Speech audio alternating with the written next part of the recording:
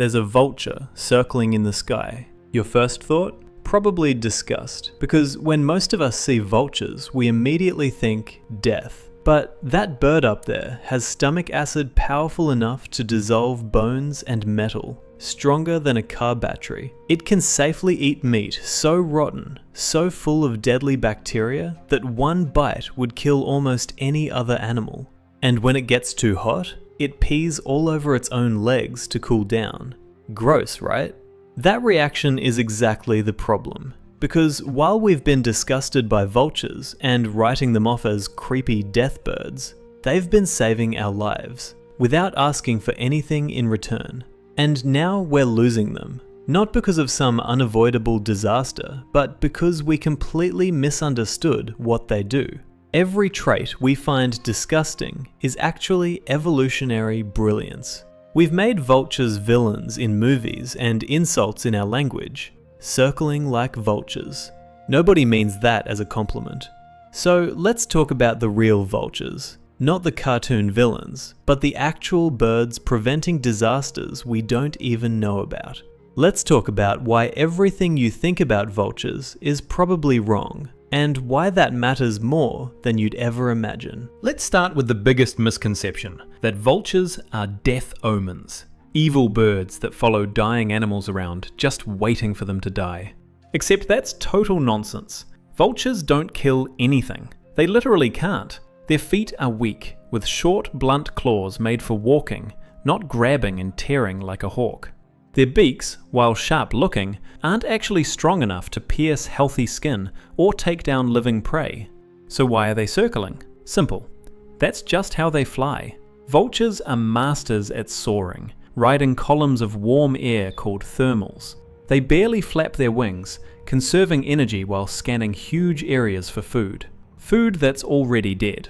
They can stay up there for hours, using almost no energy. When vultures find a carcass, they're doing one of nature's most essential jobs. They're the cleanup crew. They're stopping disease from spreading.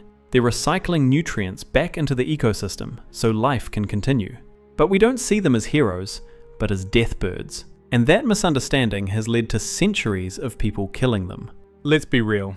Vultures aren't pretty birds. Bald, wrinkly heads, long, skinny necks, messy, dark feathers, and of course the whole peeing on themselves thing. When you see a vulture up close, especially when it's hunched over something dead with blood on its feathers, it looks like a creature from a horror movie.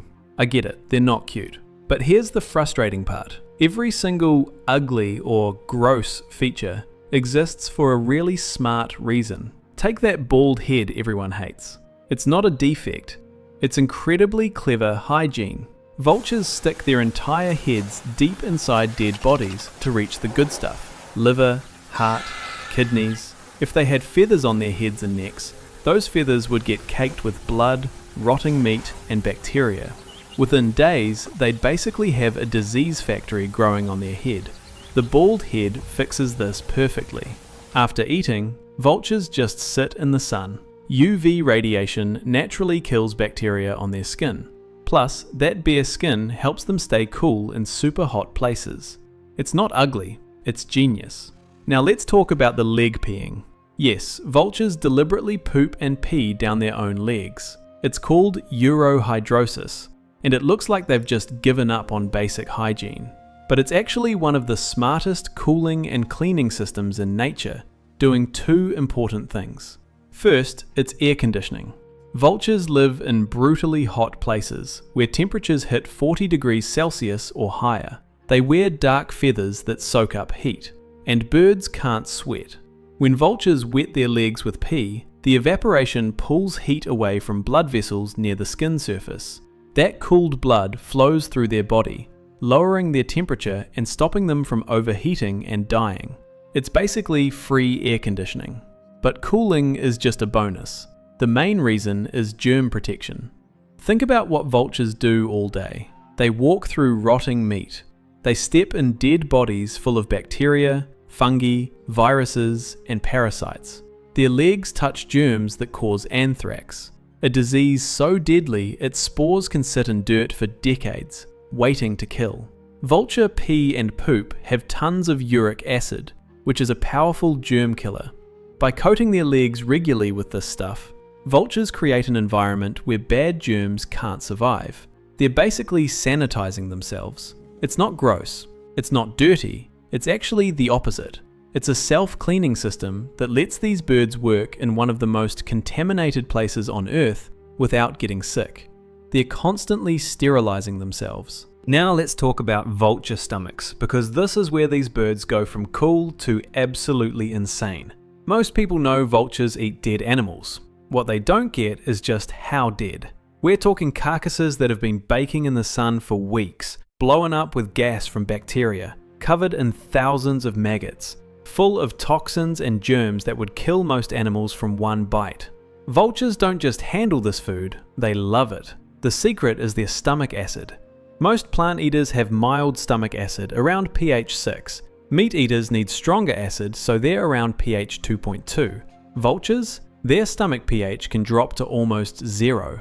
Scientists have measured pH levels between 0 and 1. The pH scale is logarithmic, meaning each number is 10 times different from the next. So vulture stomach acid is about 100 times stronger than most meat eaters and roughly 100,000 times stronger than plant eaters. We're talking acid as strong as what's in a car battery. This biological weapon lets vultures eat carcasses crawling with killer bacteria like Clostridium botulinum, which makes one of the deadliest toxins known to science.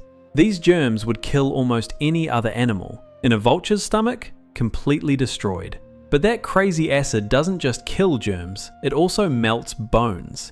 Actual bones. Vultures can eat and fully digest skeleton parts that would be impossible for other scavengers to process. They pull out calcium, bone marrow full of nutrients, and minerals from stuff that's the very last stage of a dead body. When vultures finish with something dead, there's often nothing left but a stain on the ground. Some vulture species have taken bone eating to an extreme level. Bearded vultures, also called lammergeiers, eat 70 to 90% bone in their diet. When they find bones too big to swallow, like a cow's leg bone or a sheep skull, they've developed an amazing technique. They grab the bone, fly up 50 meters or higher, and drop it onto rocks below, smashing it into smaller pieces they can eat. This isn't random. These birds have learned which rock surfaces work best for breaking bones. They'll try multiple times with the same bone, adjusting how high they drop it based on what happens. Scientists have even seen them return to the same good spots over and over. This is real tool use. This is problem solving that needs understanding of cause and effect, and learning from results. And here's what makes this even crazier. Both Old World vultures, found in Africa, Asia, and Europe, and New World vultures, found in North and South America, evolved these extreme digestion abilities completely separately. These two groups haven't shared an ancestor for about 60 million years. They're as distantly related as hawks are to storks. Yet both groups separately evolved the same solutions: battery acid stomachs, super immune systems, bald heads, and even peeing on their legs. This is called convergent evolution. When nature tries different approaches on different continents and gets the same answer twice, you know you're looking at something really special. This brings us to the most important misunderstanding. Thinking vultures don't matter, and the world would be fine without them. This is dangerously wrong. Vultures are important species, animals whose impact on their ecosystem is way bigger than their numbers. Remove them and entire ecosystems fall apart. Dead animals are time bombs for the environment. A carcass is a breeding ground for dangerous germs, bacteria, viruses, parasites, toxins. It attracts disease-spreading animals like rats and wild dogs. If dead bodies stay around too long, bacteria multiply like crazy, toxins build up, and diseases spread to water, soil, and living animals. Vultures stop all of this. New World vultures have the biggest smell systems of any birds. They can detect rotting meat from over a kilometer away. They can smell ethyl mercaptan, a chemical released when things start rotting, at concentrations so low that gas companies actually add it to natural gas pipes, specifically because turkey vultures can smell it. When vultures start circling an area, it often means there's a gas leak. Old World vultures rely on vision that's as good as or better than eagles. They can spot a dead body from heights where humans would just see a blur. Once they find food, vultures move fast. A group can completely strip a large carcass, something cow-sized, down to bare bones in less than an hour. This speed matters hugely. The faster a dead body is eaten, the less time bacteria have to multiply, less time for diseases to spread, less time for flies to lay eggs that become thousands of maggots. And that extreme stomach acid doesn't just protect the vulture, it protects the whole ecosystem. When a vulture eats meat with bacteria or botulism toxins, those disease agents are completely destroyed. They don't get passed to other animals. They don't contaminate the environment. They're eliminated from the ecosystem completely. Think about what happens without vultures. A carcass sits rotting for weeks. Flies lay thousands of eggs. Animals like wild dogs and rats tear at it. But unlike vultures, they don't have strong enough stomach acid to kill the germs. So they become disease carriers themselves, spreading countless other diseases. The rotting releases toxic chemicals into surrounding dirt and nearby water, potentially contaminating water that humans and farm animals use. Now imagine the same thing with vultures. Within an hour, the carcass is bones. The germs are destroyed. The whole process is clean and efficient. In the early 1990s, India had thriving vulture populations. 3 species in particular, white-rumped, Indian, and slender-billed vultures, were among the most common birds of prey on Earth. Huge flocks of thousands would gather at dead bodies. Then they started dying. Within less than 10 years, India's vulture populations dropped by over 95%. Species that numbered in the tens of millions were suddenly almost extinct. The killer was diclofenac, a common anti-inflammatory drug given to cattle. It's safe for mammals, but vultures have a genetic quirk that makes them super sensitive to it. When cattle died and vultures ate carcasses with even tiny amounts of the drug, it caused complete kidney failure. Millions of vultures died. And most people didn't notice. After all, they were just ugly scavengers. Then the consequences became impossible to ignore. Without vultures to eat cattle carcasses, and in India, where cattle are sacred, dead cows are traditionally left for scavengers, dead animals started piling up in and around villages and cities. Wild dog populations exploded.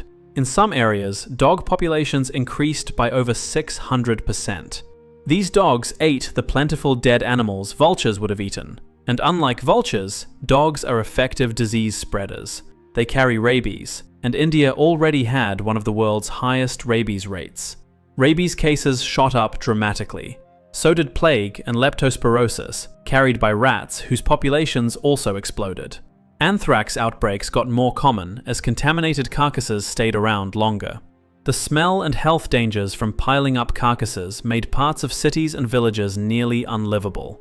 Healthcare costs skyrocketed. Traditional industries faced new disposal problems. In 2024, a team of economists and health scientists published a study measuring the full impact. Their conclusion was horrifying. The collapse of India's vulture populations led to over 500,000 extra human deaths over the next decade. 500,000 people dead because we lost vultures. That's more than the population of many major cities. That's entire generations destroyed. That's suffering on the scale of wars and epidemics. And it was totally preventable. India eventually banned diclofenac in 2006, but enforcement is still inconsistent. Conservation programs started breeding vultures in captivity, but vultures breed slowly. Most don't reproduce until they're 4 or 5 years old, and they usually raise just 1 baby per year. Recovery takes decades. Some species may never fully recover. And India isn't unique. Similar drops are happening worldwide. In Africa, vultures are being deliberately poisoned. Poachers poison elephant and rhino carcasses to kill lions and hyenas that might attract park rangers. When vultures land to eat, they die by the hundreds. A single poisoned carcass can kill over 500 vultures. African vultures are also killed for illegal wildlife trade. In some cultures, vulture body parts are believed to give you the ability to see the future or bring good luck, creating a black market that threatens populations even more. In some parts of Africa, vulture populations have dropped by 80 to 97%. Species that were common a generation ago are now critically endangered. Several species might go extinct within the next 10 years. In Europe and North America, the main threat is lead poisoning from bullets. When hunters use lead bullets, tiny pieces stay in dead bodies and gut piles. Vultures and condors eat these remains and swallow lead particles, which cause brain damage, organ failure, and death. Around 50% of California condor deaths come from lead exposure. California condors were brought back from just 22 birds in 1982 through massive conservation work. The population has slowly grown to over 500 birds today. This should be conservation's greatest success story, but lead poisoning keeps preventing full recovery. Globally, 14 of 23 vulture species are now threatened, endangered, or critically endangered. We're systematically wiping out one of nature's most essential groups, and most people have no idea it's happening. Part of the problem is cultural. In Western traditions, vultures represent death and evil. Even our language reinforces this. Vulture capitalists, circling like vultures. Studies show people are far less willing to support conservation for animals they find ugly. Pandas get millions in funding. Vultures struggle to raise even small amounts. But not all cultures see vultures this way. In Tibetan Buddhism, sky burial, leaving bodies for vultures, is sacred. The birds are seen as spiritual beings carrying souls forward. These cultures understood. Vultures aren't death's partners. They're the bridge between death and life, recycling nutrients back into living systems. Protect these birds now, or face the disease outbreaks and human deaths they were preventing. Saving vultures isn't about charity, it's about protecting ourselves. Sometimes the most important heroes don't look like we expect. Sometimes they're bald, wrinkly, and do things that gross us out. But that doesn't make them any less essential.